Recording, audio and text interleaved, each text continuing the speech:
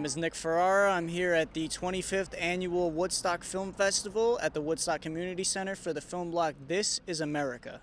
So it's really a personal story. It's a core memory experience that my brother and I shared. So I always wanted to tell this story, and I could really only see it through my eyes as a little girl.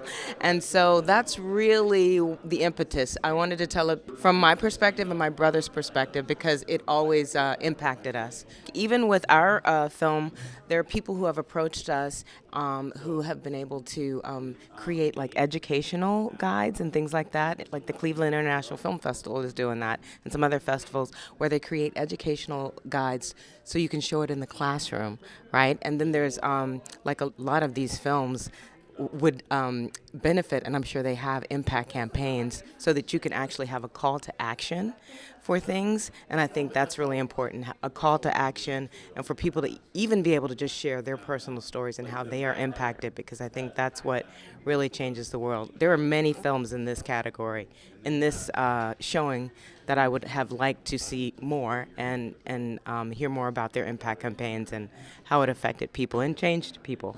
So, yeah. Maker. Well, first of all, it's validation. I mean, to screen in a block of such amazing films really gives me confidence and lets me know that my story matters and that I have a story to tell and share just like everyone else, and it's important. So I was just really grateful and honored to be here, and these film festivals and these stories, and especially from the unique perspectives, is so important. And I do believe it can change the world. So thank you Woodstock. What we're working towards and what we need is to get Congress to pass a bill for the president to sign in order to get the VA benefits and the benefits from the Department of Defense for those that worked up there.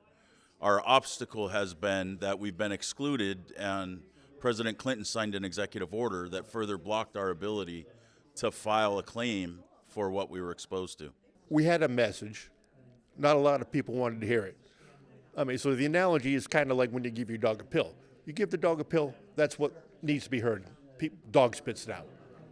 Our story is the peanut butter. You put that pill in the peanut butter, and dog's going to gobble it up.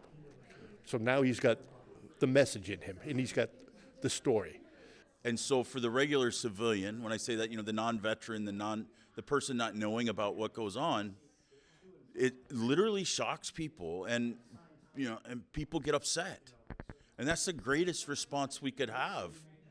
Well, I think the change has been in the 50s, 60s, 70s, 80s, we were easy to hide because there was no social media. There was I think then there was just CNN as the 24-hour news network, and there wasn't anything else.